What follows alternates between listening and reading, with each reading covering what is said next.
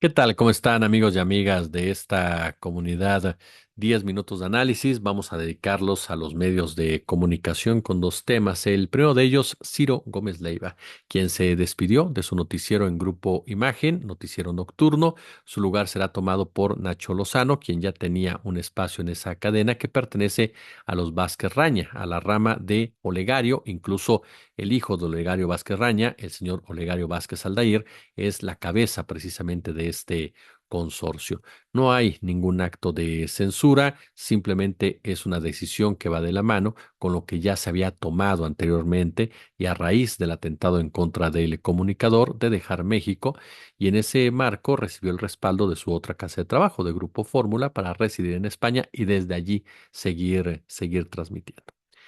Hablar de Ciro Gómez Leiva nos lleva por diferentes vericuetos, pero a final de cuentas llegamos siempre al mismo lugar que con Joaquín López Dóriga, que con Carlos Loret de Mola, que con Víctor Trujillo y el resto de estos personajes que tomaron el control de los medios de comunicación corporativos y que desde ahí se ufanaron de ser los líderes y lideresas de opinión, quienes bajo las órdenes, por supuesto, de sus patrones, controlaron la información, minimizaron lo que era grave y maximizaron lo que era superficial, siempre manejando la verdad desde un punto de vista sumamente hipócrita y con un interés netamente político y empresarial para engañar a la ciudadanía. Claro, bajo este fantasma, digámoslo así, o no fantasma, corrijo, bajo este disfraz de ejercer el periodismo, cuando en realidad ellos saben perfectamente que el periodismo como tal no pueden llevarlo a cabo en un medio corporativo porque atentas contra el interés económico. Y el interés económico es lo que les paga sus salarios gracias a los patrocinios, por supuesto, o bien a diferentes acuerdos a los que llegan con clientes para vender información, mercantilizar las notas y demás. Por lo tanto, hacían una labor de comunicación basada en lo que se conoce ya como la prensa capitalista, una prensa que está diseñada para defender los intereses de este sistema político económico. ¿Cómo olvidar en el caso de Gómez Leiva aquellas batallas que dio en contra de los legionarios de Cristo, cuando le abrió el micrófono a los universitarios en huelga, cuando todos los medios los satanizaban, por supuesto, y también foros al propio Andrés Manuel López Obrador en momentos complicados, complejos para el político tabasqueño? Sin embargo, todo esto cambió cuando se dejó seducir por estos grandes consorcios, bueno, consorcios grandotes, quienes le enseñaron el otro lado de la moneda, quienes le enseñaron lo trascendental que era para personajes como él dejar de buscar la verdad, dejar de lanzar los verdaderos cuestionamientos y convertirte en vocero precisamente de esos intereses, en dejar de escuchar a la ciudadanía y hablar solamente para un target en particular y para todos aquellos que se quisieran colgar de él mismo, basados en su meritocracia, en su comportamiento fifí y por supuesto en ese aspiracionismo tan dañino para algunas personas y para sociedades enteras. Gómez Leiva se convirtió en una voz supuestamente crítica del gobierno de Andrés Manuel López Obrador, llevado más que nada por ese enojo que provocó en él y en otros más el que el presidente los evidenciara, el que el presidente los mostrara tal y como eran, mercaderes de la información, que dejara en claro que su trabajo no era periodístico ni informativo, sino que tenía intereses políticos detrás. Y la molestia por parte de Gómez Leiva y de otros personajes como él se debe a esta hipocresía en la que han vivido todo su tiempo, toda su carrera profesional, en donde de verdad se han creído que ellos son personajes independientes o personajes que se mandan solos o personajes que de verdad, por supuesto, están ejerciendo una labor tan noble.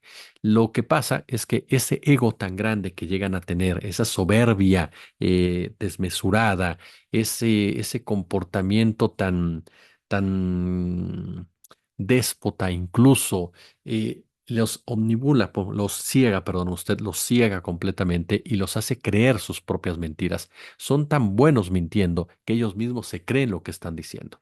Y cuando los pones frente al espejo, cuando los evidencias, entonces su única reacción es esa, la furia, el coraje, el enojo. Si a esto le agregamos, por supuesto, que varios de los socios, aliados, clientes, patrones de Gómez Leiva y demás se ven afectados con la disminución del gasto en publicidad oficial y que esto también conlleva que estos personajes dejen de pagar información, dejen de pagar notas, pues por supuesto que crece la molestia. Y ni hablar cuando de repente tu credibilidad es tan mala que ya a un político, a un gobernante, pues ya no le sale tan redituable pagarte buenas cantidades de dinero para que hables bien de él.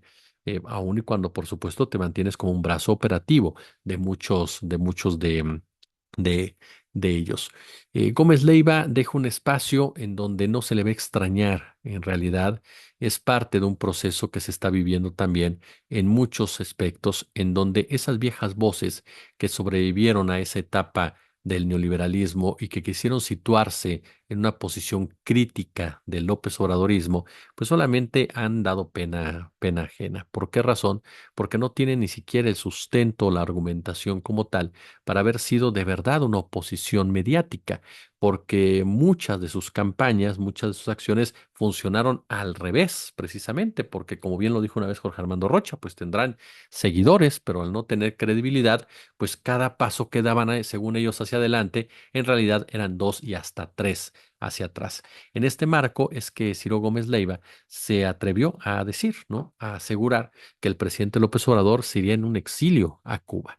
Se atrevió a asegurar que el presidente no podía, por supuesto, caminar en muchos lados y que de muchos lugares lo repudiarían, mostrando su sentir, porque muchos de estos personajes, cada vez que analizaban, opinaban o escribían, e incluso informaban, mostraban su sentir, no lo que estaba pasando, no la realidad de las cosas, sino lo que ellos quisieran que pasara, incluso en aquellos que hablaron de la muerte del propio Andrés Manuel López Obrador.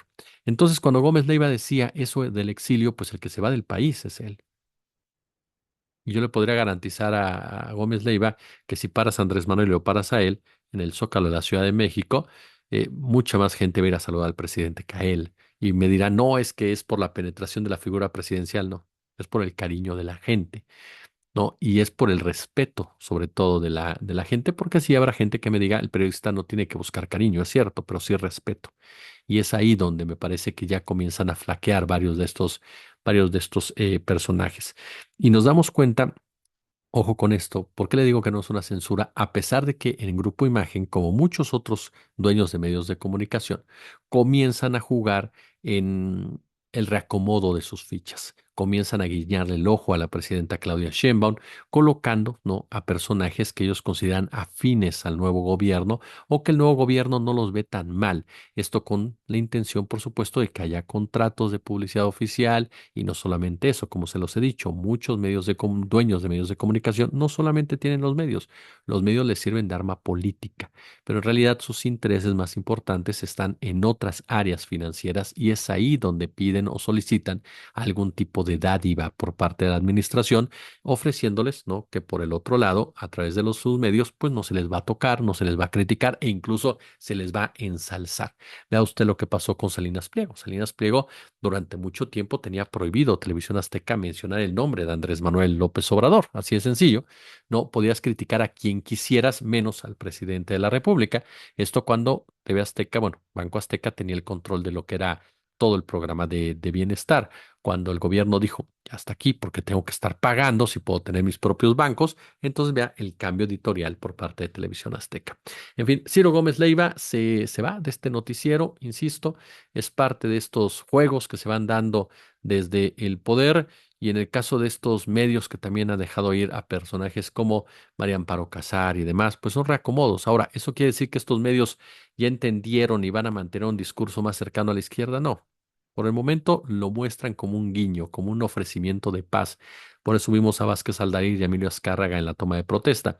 Pero mantienen a sus voces ahora más jóvenes, ahora diferentes, de derecha, porque a final de cuentas siguen siendo parte de ese conglomerado de derecha. Y si en algún momento el gobierno lleva a cabo acciones que a ellos no les interesen, comenzarán nuevamente a lanzarlos con diversas campañas denostativas. Así son los empresarios de los medios de comunicación. Vea un ejemplo que es lo que se tiene que evitar por parte de Morena.